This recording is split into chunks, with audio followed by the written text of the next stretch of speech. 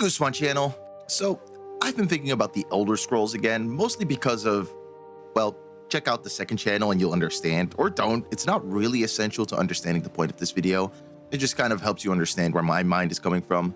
But one thing about this franchise in particular I've been thinking about a lot is the story of these games. Not literal plot, not the lore, though I do love the lore of this franchise, but the story and the themes that this series is trying to tell. And I guess more importantly, whether that story exists in the first place. See, what I think makes a series an actual series is a coherent story or through line. And that through line can't just be that they exist in the same world, and or The Force Awakens and Solo aren't a series, they're just part of the same franchise. The Bear, The Pit, and Abbott Elementary could, for all we know, exist in the same world. That doesn't mean they're a series. No. A series needs something that connects its entries from one to the other, a story it's all trying to tell, or a set of themes it's trying to convey. To stay in the realm of video games, let's look at Dark Souls as an example. Each game in the Dark Souls franchise tells its own story. Yes, I promise, they really do. However obtuse and obscure, they really do tell their own stories. Throughout Dark Souls 1, we are told the story of the lighting of the flame, of Gwyn and the other three Lord Souls, how they created a society with a rot at its core, and how eventually that flame burnt out, and that rot took over until all of society became hollow. And then we come in, the chosen undead, to either relight that flame and make society move forward as it has, or not. That is, in the loosest of terms, the story of Dark Souls 1. There's more substantial plot stuff there, of course. Artorias, Manus in the Abyss, Gwyn's children, New Londo, Sif, all of that. But these are the essentials mostly. This game has a story to tell, obviously.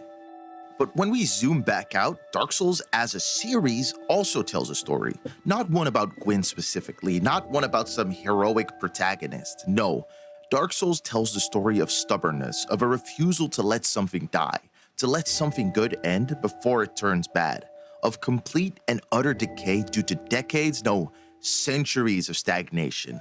Dark Souls tells the story of relighting the same fire over and over again, and watching as that fire burns dimmer every single time, until eventually, it burns out for good. Or take Mass Effect.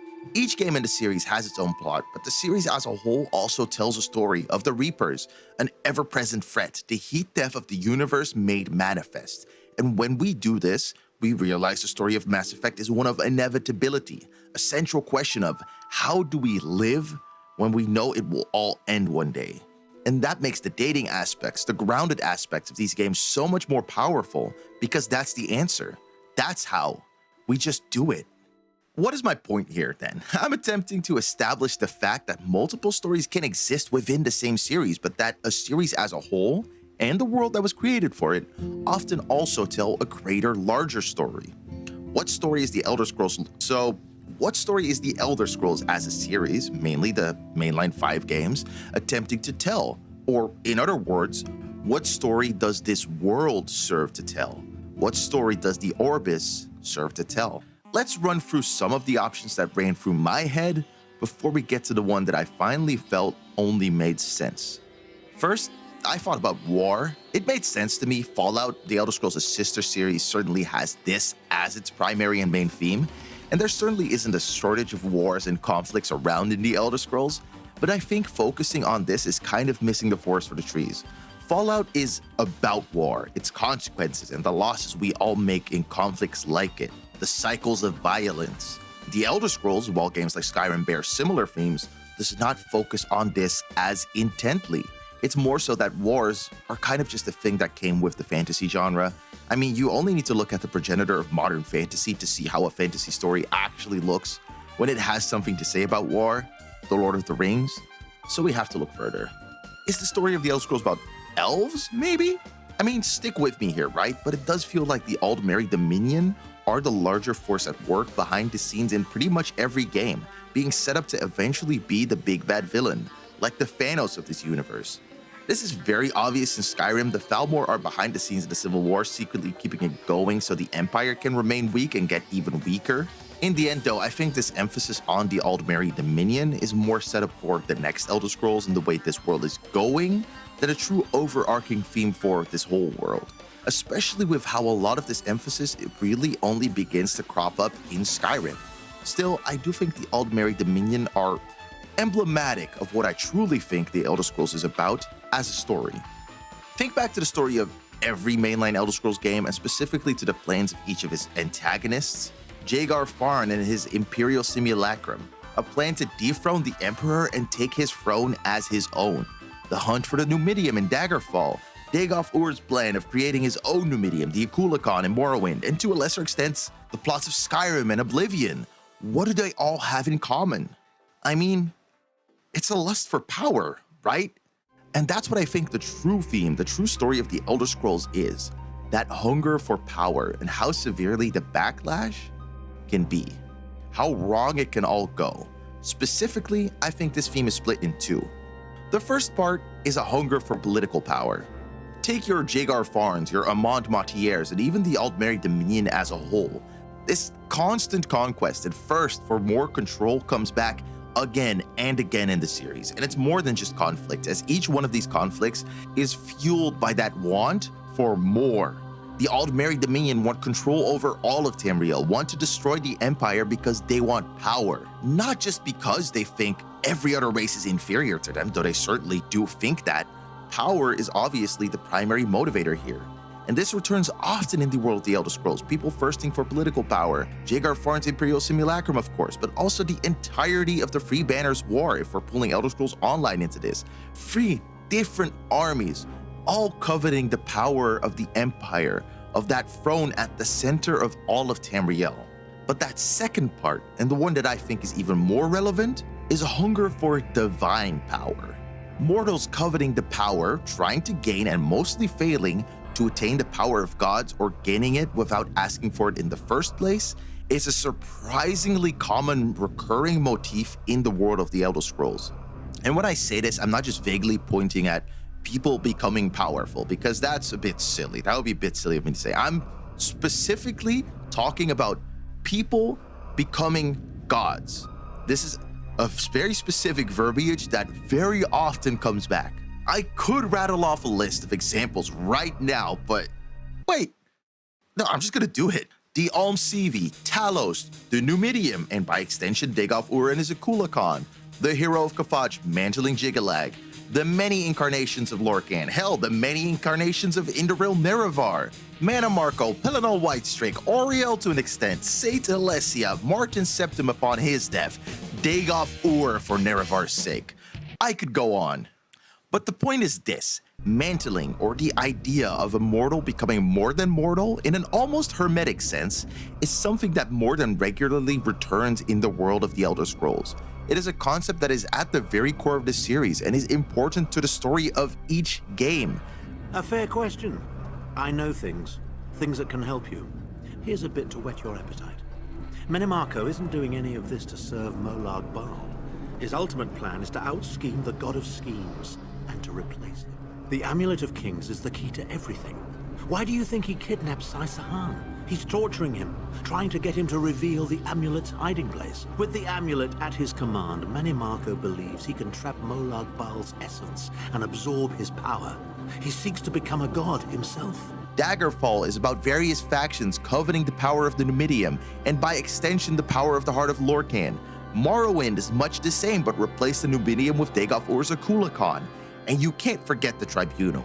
Oblivion's story climaxes when Martin Septim mantles an aspect of Akatosh and rises to the power of a god to fight off Mehrunes Dagon, not to mention the hero of Kavach himself, mantling Jigalag. And then finally, Skyrim's Dragonborn, an aspect of Akatosh himself.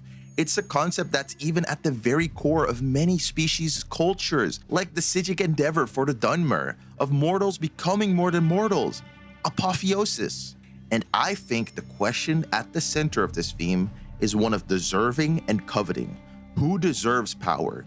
Is it he who covets it, who works hard at it, he who will take it for himself, or is it he who will use it for good, will use it fair and well? That is the question at the center of the Elder Scrolls, and the Orbis itself already has a very good answer to that very question.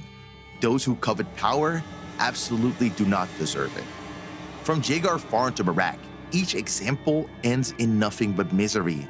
Jagar Farn is destroyed by the very instrument he used to gain his power, the Staff of Chaos. Almost everyone who coveted the power of the Numidium swore fealty to the Empire in the aftermath of the warp in the West. Where 44 city-states had existed before, only 4 powers remained afterward: Sentinel, Wayrest, Daggerfall, and Orsinium, all swearing loyalty to the Emperor. One might bring up the Tribunal as a counterexample, but while they ruled Morrowind as living gods for an incredibly long period of time, they lived with the fact that one day their power would disappear, with the fact that their power came from unsound means, from killing Nerevar. And one day, it did disappear, when the living reminder of their sins reawakened, Dagoth-Ur. The power of Amalexia and the other tribunes declined during their struggle with Dagoth-Ur throughout the Third Era, and Amalexia eventually lost her mind along with her power.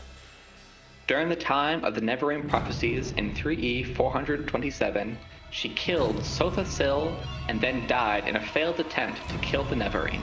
Amalexia killed Sotha-Sil, the Nerevarine killed Amalexia, and Vivek lived long enough to see the floating example of his power crash into the very city named after him. Even Varen Aquilarios, who coveted the power of a Dragonborn Emperor for reasons that can be described as benevolent, met a similar fate, becoming blind and losing his position as Emperor. Each and every single mortal who deigned to covet the power of a god met a terrible fate. And this judgment even goes back to the very start of the Mundus itself. Think about the Aedra and the Daedra.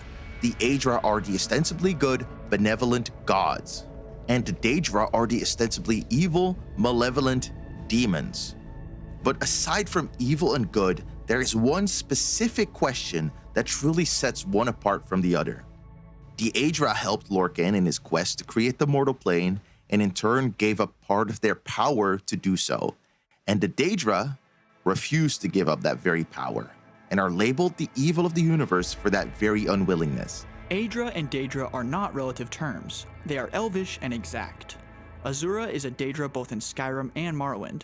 Aedra is usually translated as ancestor, which is as close as Cyrodiilic can come to this elven concept. Daedra means roughly not to our ancestors. This distinction was crucial to the Dunmer, whose fundamental split in ideology is represented in their mythical genealogy. Aedra are associated with stasis. Daedra represent change. Aedra created the mortal world and are bound to the earth bones. Daedra, who cannot create, have the power to change. As part of the divine contract of creation, the Aedra can be killed. Witness Lorkhan and the Moons. The Protean Daedra, for whom the rules do not apply, can only be banished. And I think that really spells it out very clearly, doesn't it? With all that said, I think I've made my point. So, a few shoutouts. Kofo, Epic Nate, Noxus Library, and Dariloff have formed a lot of the basis for my knowledge of the Elder Scrolls lore, alongside the UESP, which I used for a lot of this video, and having played the games, of course. I've watched all their videos ad nauseum, and I think if you're really interested in understanding the Elder Scrolls lore better, I'd recommend watching a video like the Elder Scrolls Tower Lore, a small deep dive by Dariloff, or The Truth in Sequence, The True Purpose of the Elder Scrolls Universe by Kofo. That second video really touches on similar topics to what I discussed in this video, but I think we both come to different conclusions because his interpretation is, of course, based a lot more on Sotha-Sil's text and the text of the people of the Clockwork City, which are biased in some way because they have a certainly more Enuic view on everything. But I think the video is great, and of course, it's not as much a thesis of its own as much as it's just an explanation of the Truth in Sequence. And secondly, shouts out to my patrons, specifically Wolfrist, A Random Tomato, Spinnin' Lobster, Poo Poo, and Celestial Ave. Thank you so much for the support, and if you'd like a shout out in the next video, consider signing up for my Patreon. If not, thanks for watching to this point anyway, and I'll see you in the next one.